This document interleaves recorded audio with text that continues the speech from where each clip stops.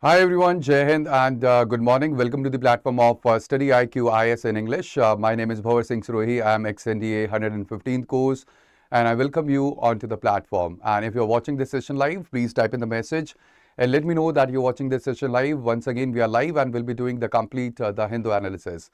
And we'll be taking the Delhi edition and we'll be seeing which all important articles and the editorials they are there in our today's The Hindu, and then we'll be moving ahead and we'll be understanding why they are important for our preparation for the civil services, whether it is the prelims or the mains. So which all aspects we have to remember and which all things we have to understand from the perspective of the examination. That is what we'll be discussing in today's session. So let's start with the session. But before that, let me tell you that you can find the complete PDF on my Telegram channel. All right, the complete PDF gets uploaded every day onto the channel that is there on the Telegram, and you can join the channel so that ultimately you can get the PDF as well.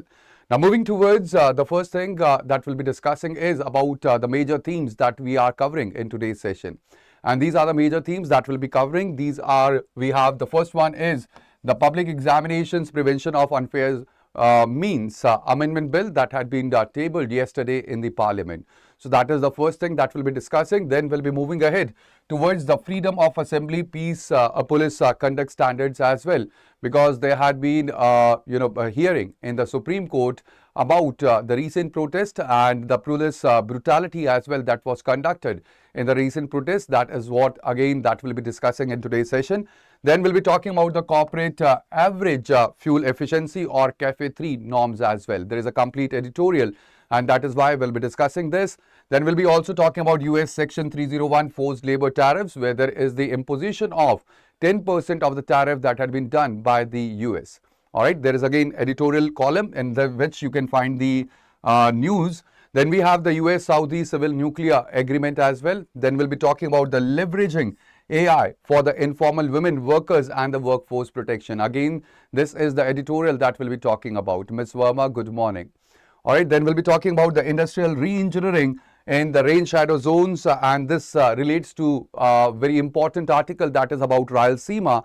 And then we'll be talking about the urban water crisis and non-revenue water or NRW as well. So these are the important themes that we'll be covering in today's session.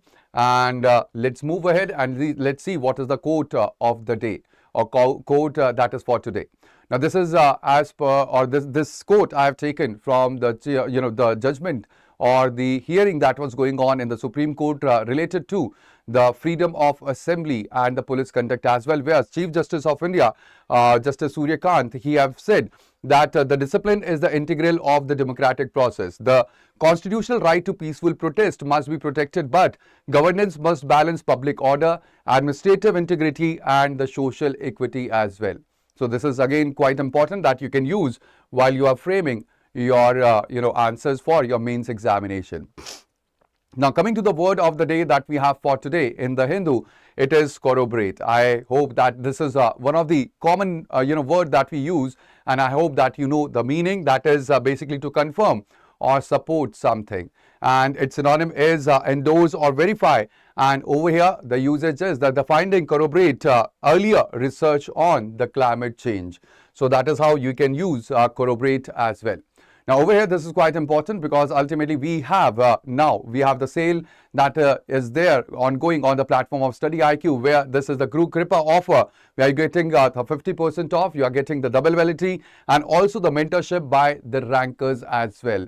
And you can enroll into the GS Foundation batch, that is the Resolution P2I batch for the English medium, for which we have just started off the batch yesterday, and you can enroll into the batch by using the code that is BRS Live, that will fetch you the maximum discount. Now coming to the first news that we'll be discussing is basically where the government have introduced the paper leak bill in the Lok Sabha, and debate is likely today.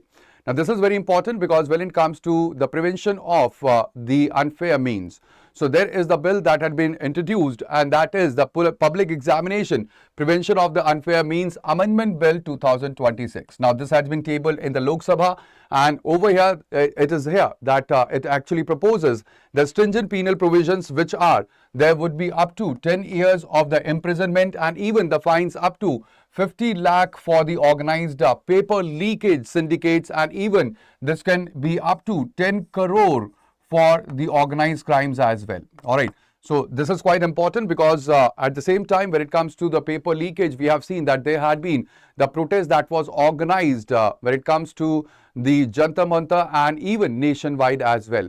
And this related to the recent leak of the NEET UG examination, whereby there was a protest and that have actually led to the government, where the government have actually introduced several measures which also includes the constitution of the high level or the task force that was constituted by the union government headed by Nandan Nilekani. So this is quite important because ultimately over here this is quite the scene where the Supreme Court is also examining the transition of the high stakes examination like NEET UG to the CBT or the computer based test under the high powered task force, which is right now led by Nandan Nilekani. So we have spoken about this task force yesterday, and there is a text and context even that is there in today's Hindu, which actually highlights that there are the structural gaps in the digital evaluation system, specifically when it comes to the CBSE or the Central Board of Secondary Education OSM or the on-screen marking system that have affected nearly about 18 lakh of these students as well. All right. So this is quite important because when it comes to the complete perspective, remember that the education is basically under the concurrent list. This is under entry 25 of the list 3 that is provided under the 7th schedule of the Constitution. Now, this is quite important because this will have the introduction of the amendment bill. This will have the implication that you can see in the political regime, where ultimately that will lead to the increase of or the building of or the restoration of the youth faith that is there in the institutional integrity. Even it will prevent the federal friction between the center and the states regarding the central examination conduct as well. Also, economically, it will mitigate the financial burden that is there on the middle class households who actually spend heavily on the repeat examination attempts and even the coaching modules as well. This will have the social, implication because ultimately it will protect the vertical social mobility, and even it will ensure that there will be the merit-based recruitment over the influence and even over the wealth as well, because ultimately that will lead to prevention of the unfair means in the public examinations. Also, this will have the environmental impact because the paperless CBT and the OSM system, they basically reduce the timber consumption and even the carbon footprint of the national examination logistics. And also, there is an ethical perspective as well that we can see, where actually it reinforces the constitutional integrity, the procedural fairness into the system and the moral duty of the state that is toward the youth aspirations through the fair means of the examination that must be conducted. So again, this is quite important, and we have discussed about the paper leakage, about the implications various times. Sorry. Now coming to the next important article that we have, it is Apex Court mulls the guidelines to regulate police conduct during the mass demonstrations. So over here it is quite important because this news could be related to the another news that we have for today, that is the police uses the facial recognition system to identify over 2,800 criminals that were present in the protest. So this is quite important because ultimately when it comes to the perspective or the news, so Supreme Court of India indicated that it may frame the uniform guidelines or the SOP for regulation of the police conduct and also preventing the excesses that were done during the mass demonstration. Now this is quite important because ultimately right now we do not have any kind of the SOPs for the mass demonstrations that are there. Also over here, Chief Justice of India Surya Kant, he have emphasized that there is the right to peaceful protest that is guaranteed under Article 19(1)(b). Very important. And also he have said that the agitation, it alone, it does not justify the lathi charges or the aerial firing as well. Now this is very important because parallelly when here it comes to the next news that we have seen. So Delhi Police, it have deployed the AI enabled FRS or the facial recognition systems at the Jantar Mantar and identified total 2,873 individuals with the criminal records out of the live CCTV feeds that have raised the privacy concerns. Now both these news are quite important because ultimately this leads to, or it is about Article 19. Now, Article 19, it provides with us several freedoms which are there. All right, there is the right to freedom that is given under Article 19, but then there could be the reasonable restrictions that could be there. All right, it is not absolute. There could be reasonable restrictions. Now, the reasonable restrictions, they are basically provided under 19(3). That is the article that provides with the reasonable restrictions related to Article 19. Now, over here, there are the three, restrictions or the three causes that could relate to the reasonable restrictions, and that is we have the public order. All right, we have public order. Along with this, we have the integrity of India, and also anything that challenges the unity of India as well. So anything that is about the sovereignty, or it challenges the integrity or the unity of India, so that could be, or in that case, the Article 19, it could be restricted by the Constitution itself or by the law enforcement agencies. Now, this is quite important because when it comes to the police, we have seen the next news that is about police. So, police, remember, police or the law and order, it is actually under the state list. All right, it is given under the state list, and the state is responsible for policing. But when it comes to Delhi, Delhi is a union territory. And although we know that there is the legislative framework that is there, there is a legislature in the case of Delhi as well. But at the same time, the police and the law and order, they are controlled by the center. All right, that is also very, very important to note over here. And the police is basically regulated by the Police Act of 1861. Now, there is Police Act of 1861, and over here, when it comes to the various acts that we have, all right, whether it is CRPC, whether it is IPC, or even the, we are talking about the Evidence Act as well. So, they were replaced by the Indian acts that we have seen. We have Bharatiya Nyaya Sanhita now, which is basically the governing act into the criminal, procedure, or the criminal acts which are there, which are now covered by the Bharatiya Nyaya Sanhita. But at the same time, when it comes to the Police Act, so there is the colonial legacy as well. Now, remember this, when it comes to the police, all right. So, in 1861, when these acts were created, they were created because the Britishers, they wanted to control the public. They wanted to, have the complete control in their hands, and thereby they had created these criminal laws or the civil laws, which were also created at that point of time. All right. So, basically, the intention of the Britishers was to govern India, and there were the only two of the major purposes that they had. That was the revenue collection and also the law and order, so that the agitation that should not be there. So again, when it comes to the Police Act, that is again, that has to be revisited because it is the act which was, made in 1861, and ultimately there is the colonial control mindset which is still present when it comes to the police in India. So there is still colonial control mindset, and therefore we need to revisit the act that was passed in 1861. Also, it is quite important that when it comes to the perspective where we have seen that the AI had been used, or the facial recognition system had been used by the Delhi police. So this raises the concerns about privacy. And when it comes to the privacy, there is an important judgment that should strike into your brain, and that is K.S. Puttaswamy judgment that was held, or it was the judgment that was pronounced in 2017. And again, when it comes to K.S. Puttaswamy judgment, so you must know that there are the three of the cases, or you can say the threefold list that actually is important when it comes to infringement of any of the fundamental rights. And these three things are, there must be legality, there must be the need, and even the proportionality that must be, there when it comes to the complete perspective. Even when it comes to the complete, judicial pronouncement, so there was a case that was there in the Supreme Court. It was Anita Thakur versus Government of Jammu and Kashmir. Now, let me write it down over here. There is Anita Thakur case. All right, there is K.S. Puttaswamy case as well. That is again very, very important. Now, K.S. Puttaswamy was in 2017, which laid down the right to privacy, which is actually guaranteed under Article 21 of the Constitution that was laid down by the Supreme Court in 2071. There was another Anita Thakur case that was there in 2016. This was in 2016, Anita Thakur versus the state of Jammu and Kashmir. All right, now what was happened in or what was pronounced in Anita Thakur case was basically it was that there is the balance that must be restored. All right, there must be balance, and this balance is between the right to peaceful protest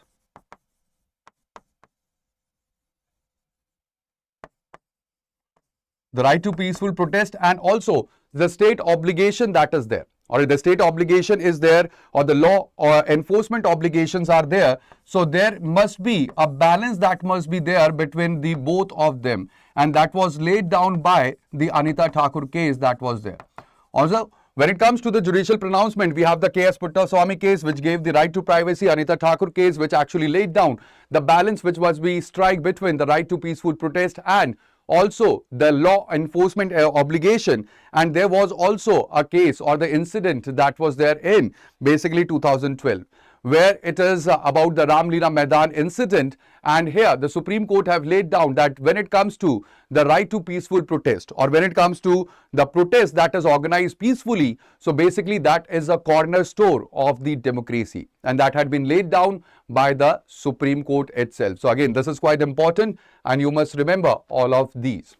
Now, this is quite important because ultimately when it comes to the SOP that will be drafted by the Supreme Court, or when it comes to the right to privacy that we have discussed right now, so this is quite important because the SOP, it will balance the democratic expression of the public grievances against the state executive control.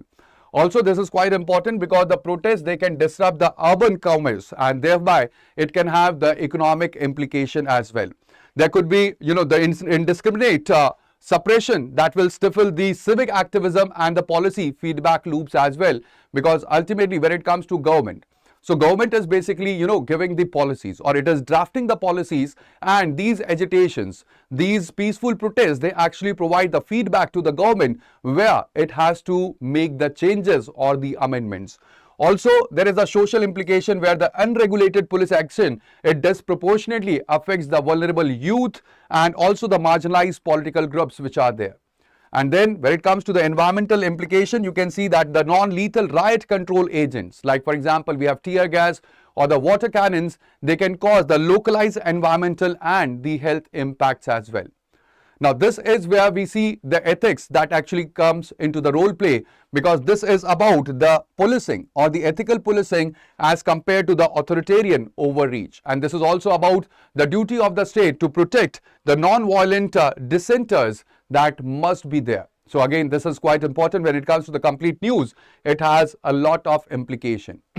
But what is the need of the SOP, or why we need the SOP for the mass agitations?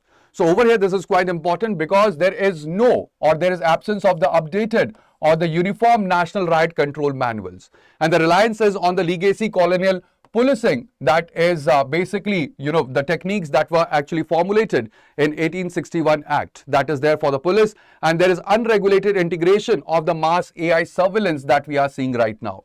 Now, because of this, what happens is that there is the chilling effect that you can see. And this chilling effect is basically over the the right to freedom of speech that is under Article 19(1)(a). And the mass surveillance, it can lead to the self-censorship as well. Also, there could be the erosion of the police legitimacy as well that we can see because of the complete issue of the mass surveillance. Now, when it comes to the SOP, if these SOPs will be, the SOP will be made by the Supreme Court, so there would be advantage where there would be a definite clear escalation steps that will be laid down. Where the escalation would be, the first of all, there would be negotiation, then there will be the display of the force, then there could be the water cannon or the tear gas that could be used, and later on, the minimal physical use or the force could be used for the mass agitations. Now, but the challenge over here is that there has to be the distinguishing of the peaceful protesters from the anti-social infiltrators in the real time. And there is a lack of the statutory regulation for the automated FRS technology as well. And that is the challenge that we are talking about, where actually there must be a legal backing when it comes to the FRS technology that is being used by the Delhi police. Now, coming to the next news that we have, it is about Beyond Compliance, India's Road to Cleaner Mobility, and this is about the CAFE 3 norms. Now, over here, when it comes to the Ministry of the Power, through the BEE or the Bureau of Energy Efficiency, it has released the revised draft notification for the CAFE 3 or the Corporate Average Fuel Efficiency Norms for the passenger vehicles. Now over here, why this was notified? Because ultimately there is a proposed target that aims to reduce the corporate fleet average of the carbon dioxide emissions that we have right now at the level of 113 gram carbon dioxide per kilometer to 77 gram carbon dioxide per kilometer by 2031-32. Now this is quite important because industry debate centers around the flexibility mechanism that must be there.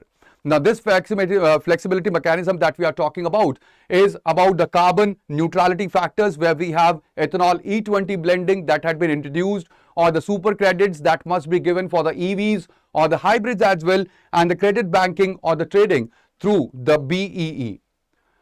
Now, the origin of the CAFE was basically in the US. Alright, the CAFE norms, they were actually introduced in US in 1975 after the Arab oil embargo. Now, India have adopted the CAFE 1 in 2017, and then CAFE 2 was adopted in 2022 under the Energy Conservation Act of 2001. Now, this is quite important because there is the dual purpose when it comes to the CAFE norms, because it reduces the national crude oil import dependence as well, and also lowers the urban greenhouse gas emission or the GHG emissions that we talk about. And there is the international benchmark where you can see that China have the dual credit system, that is there is the CAFC and the new energy vehicle credits which are given. And here it has successfully propelled the EV market share as well. When it comes to China, you will see that the EV or the electric vehicles, they are above the 50% market share in the complete China. So this is where it comes when it comes to both the norms or what have changed. So in the CAFE 2, there was the norm of 113 gram carbon dioxide per kilometer, and here in the proposed norms, there will be progressive reduction from 94.76 gram carbon dioxide kilometer to 78.90 gram carbon dioxide per kilometer as well.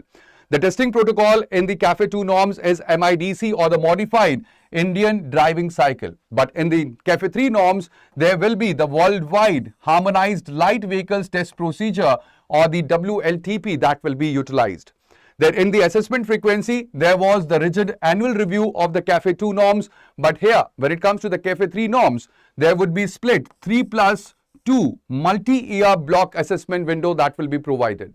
Also, when it comes to the BE credit buyout, they were not available in CAFE 2 and they were subject to direct judicial penalties. But in the proposed CAFE 3 norms, there is the 2,500 rupees per gram that had been allowed, escalating to 4,500 per gram by 2032 as well.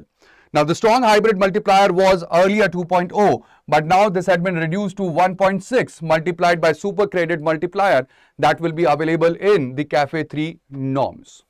So that is the difference between CAFE 2 and the CAFE 3 norms that we are talking about, and also this is quite important. Now coming to the next one, this is about the forced labor farce, and this is about the tariff that had been imposed by the US and United States. It have imposed right now the tariff or the 10% tariff on the various imports from India, and this is under the section 301 of the US Trade Act, and this is imposed by the USTR, and they have cited that there is the indirect link to the global forced labor supply chains. Now this is quite important because US have carved out the preferential low or the zero tariff tiers for the countries with which the US have the formal trade deals. Like for example, for EU or the Japan or South Korea or Taiwan as well, using the leverage of the section 301 as well. Now, here when it comes to the complete tariff that we are talking about, so India had negotiated that there must be reduction from the initial 12.5% of the proposed tariff to the 10%, and this has been done after the notification that had been published by India that have prohibited the import of the goods which had been produced by the forced labor as well. Now, this is quite important because this pertains to the FTP or the foreign trade policy. Now, when it comes to India's foreign trade policy, please remember that as per the foreign trade policy of 2023, so there is a target of, there is a target of how much? There is a target of 2 trillion of the exports. That is the target that had been maintained, or that is there under the FTP, or the foreign trade policy of 2023, and that is why this is quite important, and this target have to be reached by 2030. All right, coming to the next one, we have all art and no deal. This is about the nuclear deal that had been signed between US and Saudi Arabia. Now, this is quite important because this is a landmark civilian nuclear deal cooperation framework which had been signed between US and Saudi Arabia. Now, here the controversy had erupted after the failure of the US to mandate the IAEA additional protocol, or even the completely ban the domestic uranium enrichment on the Saudi soil as well. So both of these, they were not included. That is, there is not inclusion of the additional protocol of the IAEA, or even the completely ban of the domestic enrichment on the Saudi soil as well. Alongside a post-agreement US requirement that is there, which actually links the deal to the Saudi joining the Abraham Accords as well. Now, this is quite important because when it comes to the Abraham Accords, we have seen that US had been, in a kind of a way, in a concessional way, that it has moved above and beyond for those countries which are actually signing the Abraham Accords, and that is why this is quite important. And there is the conflict escalation that have led to the slowdown in the maritime shipping traffic through the Strait of Hormuz and the Bab el-Mandeb as well. Now, this is impacting the total flow of the global energy also. Now, this is quite important because ultimately now we have Saudi Arabia which comes into the picture, and here you can see that this country, it actually borders both the Strait of Hormuz as well, and here we have the Bab el-Mandeb also. Not borders, but actually from where the trade or the shipping it can be done. So over here you can see this is Saudi Arabia, which is bordered by, here there is Yemen, here we have the Red Sea as well. Also over here you can see that there is Oman, UAE, there is Qatar, Bahrain as well, which is actually not the land border, but Bahrain is an island nation that is there, and there is Kuwait also that borders the Saudi Arabia. Also, when it comes to the Red Sea, you can see that here we have the Bab el-Mandeb, which is again a very important choke point, and here we have the Strait of Hormuz that lies, or it links the Persian Gulf to the Gulf of Oman as well, and this becomes very important. Now, coming to the next news that we have, it is AI's next test, and this is about the gender employment, or where we can have the generative AI that can be used for the gender employment as well. Now, here we have the MITI Secretary, or the Ministry of Information and Technology, and we have the UN Women Representative, which have published a joint framework for deploying the gender responsive generative AI, or the AI to empower the India's informal workforce that is there. Now, this is quite important because ultimately when you will see that we have more than 82% of the working women in India which are there in the informal employment, which is in agriculture, home-based production, domestic work, and even for the micro enterprises as well. Concurrently, when it comes to the economic analysis, you can see that it actually highlights the risk of the AI automation, which will displace the low and the medium skilled labor. And it also draws parallel with the China's judicial intervention, which have protected the workers against the arbitrary AI replacement as well. So recently in the China, what had happened was that the court, they have said that you cannot, sack an employee just because of the AI. And that was, pronounced by the Chinese court as well. Now, this is quite important because when it comes to the PLFS data, so we have seen that as I'm talking about 2023-24 data that was recently published. So as per the recent publication of the PLFS data, you will see that there is 76.9%, 76.9% of the rural working women. Now, they are basically employed in the informal sector. All right, we have rural working women out of the complete rural working women which are there. So, we have 76.9% of them which are basically, they are engaged in agriculture itself. So, you can see that we have lot of women which are basically in the informal sector, and this is quite important where we can have the gender responsive AI that will empower the India's informal female workforce as well. But at the same time, we can see that when it comes to the complete perspective, so there are the structural barriers when it comes to the female participation in the workforce. And this structural barriers that I'm talking about is about the patriarchal norms which are there, which actually, prohibits the female from working in the formal sector. So we have the patriarchal norms which are there. There are also the lack of the land title ownership, especially when it comes to the agricultural land. So they do not have the title ownership of the land, because ultimately in India, we have the patriarchal society where actually the land ownership, it goes to the male members. Also, there is the digital literacy gap that we have to understand. So ultimately, when it comes to the generative AI or the gender responsive AI, if we have the digital literacy gap between the female and the male, so how we will be able to use the leverage of the AI for the female workforce? And there is another perspective where we have to look towards, and that is the tech facilitated online harassment. We have seen when it comes to the online harassment, the female, they are harassed over the, lots of media which are there, the social media platforms which are there. And these are the certain barriers or the structural barriers that must be kept into mind while you are talking about or while you are writing about the female workforce participation as well. Now, this also connects to the another important thing, and that is Bhashini. Alright, so we have Bhashini AI or the Bhashini platform, which is basically again important for your prelims. You must go through it, because this is the multilingual AI that we are talking about, which actually translates the language into multi-language. And again, this is quite important, where you can see the implementation of the AI for the use of the informal workers as well. Now, coming to the next important news, I told you it is about Rayalaseema, where we are seeing that there will be the new industrial hub that will be there. Now, this is again quite important, because Rayalaseema, it borders Telangana. Alright, and this region of the Andhra Pradesh, it is actually drought prone region. Alright, so actually the drought prone region, Rayalaseema, so it is in Andhra Pradesh, and it is undergoing the complete major structural shift that you can see into the industrial and the manufacturing hub, where we have the key investment which actually includes the JSW integrated steel plant of the tune of 16,350 crore total outlay. Even there is the defense energetics clusters, like for example, we have the DRDO, the Bharat Forge, and even the HFCL, which are moving towards over here, and they are constructing their manufacturing units. There is also the renewable energy mega solar plants that we can see here, and even the automotive auto system or the ecosystem, where we have the Kia Motors and the Royal Enfield. They are building up their plants. So this is quite important, because ultimately when it comes to this region, so it is drought prone region, and you can see a kind of comparison when it comes to the Negev region. Now, where is the Negev desert? Write down in the comment.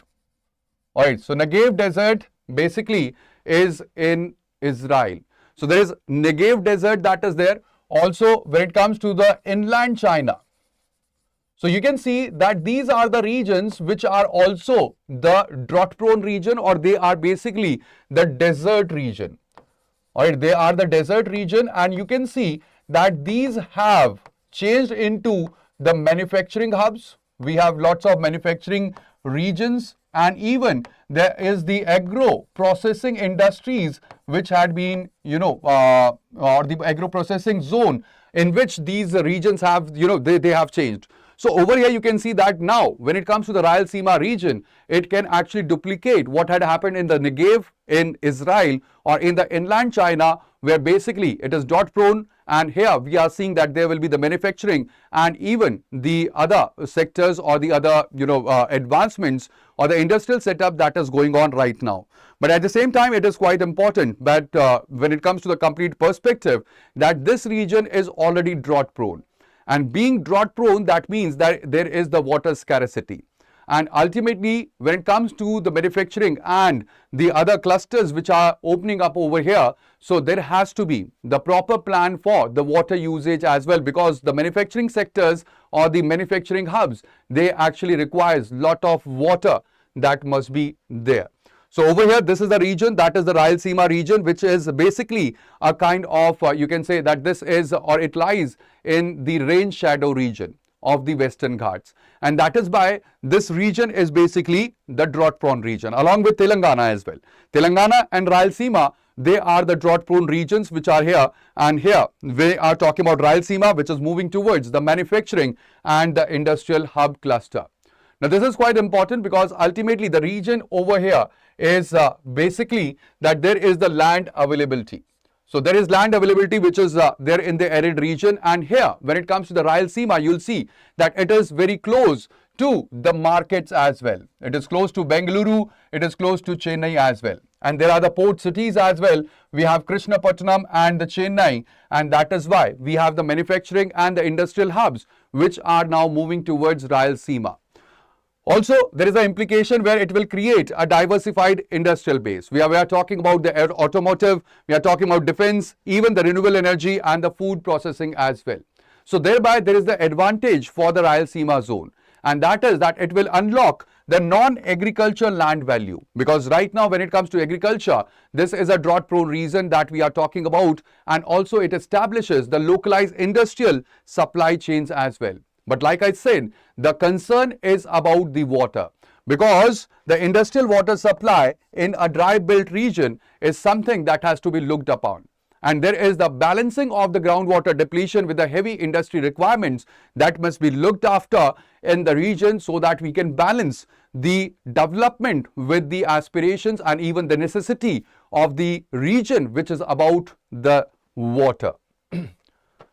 Alright, coming to the next one, it is about how a political term can majorly fix the urban India's water woes. Now again, this is quite important. We are talking about the water scarcity, and here you can see that when it comes to science and environment analysis, so it actually presents that there is a practical agenda for the Indian urban utilities where actually we can achieve the water stability or urban water stability within a single 5-year political term. Now, right now, when it comes to the complete loss, so we in the urban region, we lose more than 30% of the produced water before reaching the consumer. Now, this is what we call as NRW or non-revenue water, and there is only 27% or nearly 27% of the urban sewage that is right now currently treated, while municipal utilities, they recover less than 55% of the operation and maintenance cost through the user charges as well. Now, what is basically the practical agenda which will actually let us to achieve the urban water stability? So, it is quite important over here that there is the 4-term or the 4-point reform agenda that could be there for the one political term, and that is where there must be source diversification. In the source diversification, the political agenda or the political parties in the 5-year, they must move towards the rainwater harvesting along with the treating of the wastewater for the non-potable use, where there must be 25% of the target.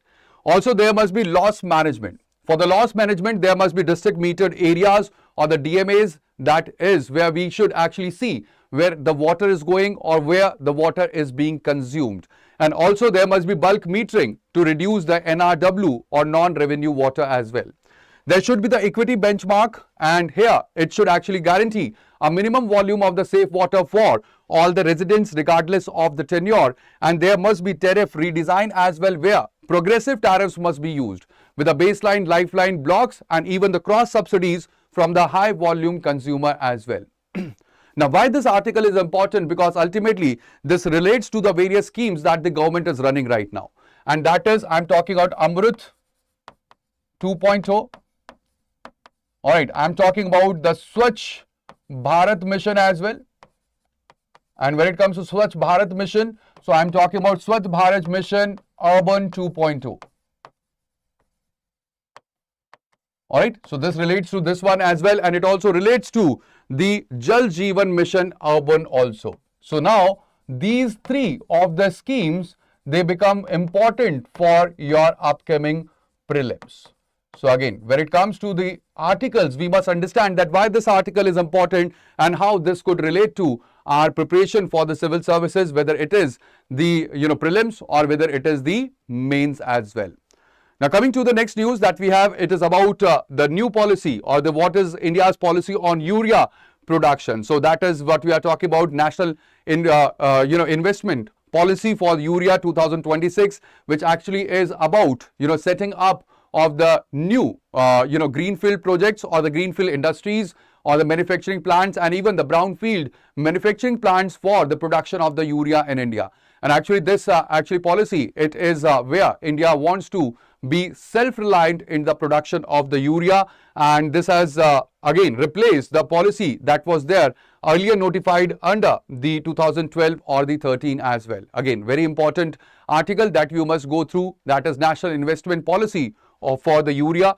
Then we have another news that is about Supreme Court did not say Karnataka has to take note of the lower riparian state. That is what the Union Minister of or the Ministry of Jal Shakti have replied in the Parliament. Now this relates to a very pertinent issue that we have discussed earlier as well, and that is it is about Mekadatu Dam. So again, very important because this becomes important for the Kaveri water or the Kaveri river we have discussed yesterday. All right. The complete Kaveri river becomes very important. The Mekadatu Dam, it again becomes very important. And also, you will find the questions that will be there related to this in your prelims examination. Now, moving to the question R, that is, let's discuss the questions which are based upon the articles that we have seen related to the, the Hindu. Now, we have the first question over here, that is with reference to the Public Examinations Prevention of Unfair Means Act and its proposed framework, consider the following statements. First one is the Act explicitly covers public examinations conducted by the Union Public Service Commission or the Staff Selection Commission and even the NTA or the National Testing Agency. Then second, all offences under the Act are cognizable, non-bailable and non-compoundable. And the third, the Act prescribes a mandatory minimum of fine of 1 crore rupees for the individual candidates found using unfair means in an examination hall. So what will be the correct answer?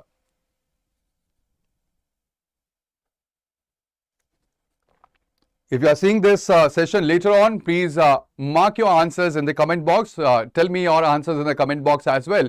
And here, the answer would be, the first statement is when it comes to the explicitly covers the public examinations conducted by the UPSC or SSC or the NTA.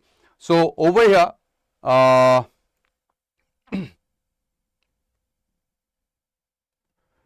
right, that is true. All right, the first statement is right.